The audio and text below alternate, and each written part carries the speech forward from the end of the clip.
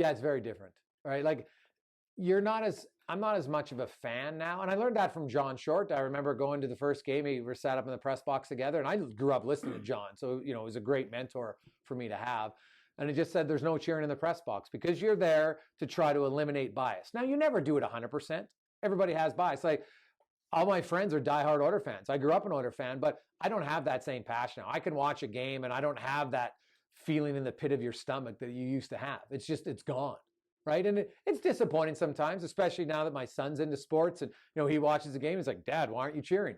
Right? So, that can be a little disappointing, but so maybe I'll cheer for another team in, like San Jose Sharks, for instance. My nephew's drafted for them. So now I kind of have a rooting interest to see how they do. So it gives me a little bit of that, but it's not the same, right? So that's a sacrifice, but it's a small sacrifice. I knew that kind of when I went through school that was talked about, that's something that eventually you kind of have to lose that a little bit because it's hard to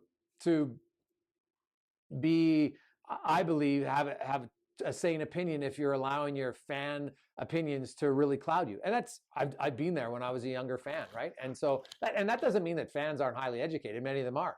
But the ones who will admit that, okay, I have a slight bias every now and then, and it's okay, we all have a bias. You just try to eliminate it a little bit when you're covering a team that you grew up watching.